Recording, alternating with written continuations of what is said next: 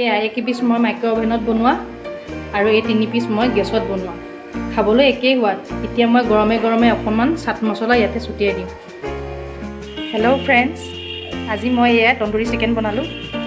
মই কি প্ৰচেছত বনাইছোঁ আপোনালোকৰ লগত শ্বেয়াৰ কৰোৱা হওক আপোনালোকৰ যদি ভাল লাগে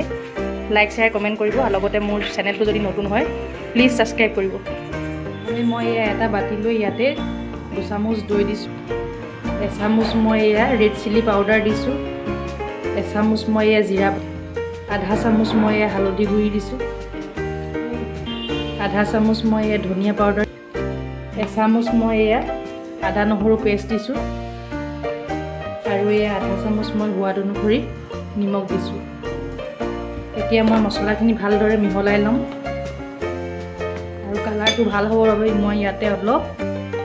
এটুকমান মই এয়া ফুড কালাৰ দিছোঁ ৰেড তেতিয়া আমাৰ তন্দুৰী চিকেনৰ কালাৰটো বহুত ধুনীয়া আহে নিদিলেও কোনো কথা নাই এয়া মোৰ মছলাখিনি প্ৰায় ৰেডি হৈ গ'ল মছলাখিনি অলপ ডাঠ হোৱাৰ বাবে মই ইয়াতে আৰু অকণমান দৈ এড কৰি দিম 1 চামুচ দৈ মই পুনৰ দি দিছোঁ এয়া এতিয়া মছলাখিনি ভালদৰে মই মিহলাই ল'ম শেষত মই অকণমান এয়া কেঁচা মিঠাতেল দি দিছোঁ তেতিয়া আমাৰ ফ্লেভাৰটো বহুত ধুনীয়া আহে আৰু খাবলৈ খুব সোৱাদ হয় এতিয়া মই মাংসখিনি এডোখৰকৈ মছলাখিনি সানি ল'ম এয়া মাংসখিনি মই কাটি লৈছোঁ ইয়াতে মই মছলাখিনি সানি ল'ম এপিচ এপিচকৈ মই গোটেইখিনি মছলা ভালদৰে ভৰাই ল'ম এয়া মোৰ মাংসখিনি মছলা সানা হৈ গ'ল এতিয়া এইখিনি মই 2-3 ঘণ্টাৰ কাৰণে ফ্ৰিজত ৰাখি দিম মেৰিনেট হৈ যোৱাৰ পাছত মই কি কৰোঁ পুনৰ আপোনালোকক দেখুৱাই আছোঁ 2-3 ঘণ্টাৰ পাছত মই এয়া ফ্ৰিজত ৰখা মাংসখিনি এয়া এখন এয়া টাৱা উঠাই দিছোঁ আৰু টাৱাখন গৰম হ'বলৈ দিছোঁ টাৱাখন গৰম হোৱাত ইয়াতে মই অকণমান এয়া বাটাৰ দিছোঁ আপোনালোকে ৰিফাইন অইলো ইউজ কৰিব পাৰিব বাটাৰ দিলে যেনিবা আমাৰ চেণ্টটো অকণ ভাল হয় এয়া বাটাৰখিনি ভালদৰে গলি গ'ল এতিয়া মই ইয়াতে মাংস পিচ দি দিম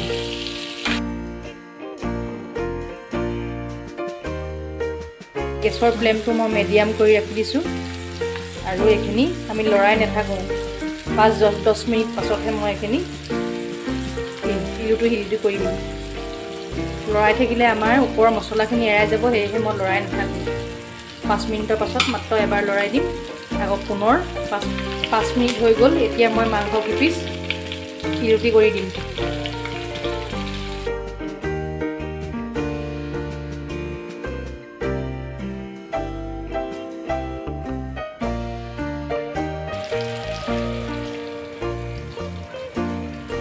পুনৰ মই এইখিনি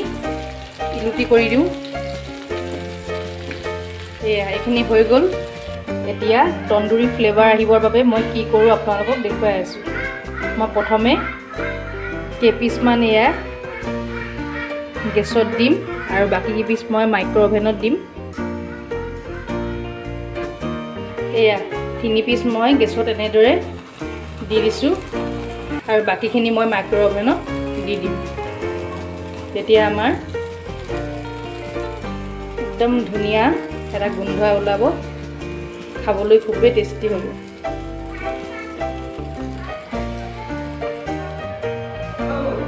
এই 3 পিচ মই গেছত বনালোঁ আৰু বাকীখিনি মই মাইক্ৰ অভেনত বনাম এতিয়া এইখিনি মই মাইক্ৰ অভেনত ভৰাই দিম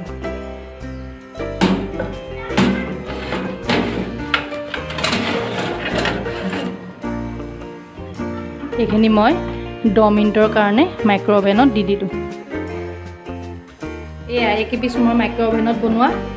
আৰু এই 3 পিচ মই গেছত বনোৱা খাবলৈ একেই হোৱাত এতিয়া মই গৰমে গৰমে অকণমান চাট মছলা ইয়াতে ছটিয়াই দিম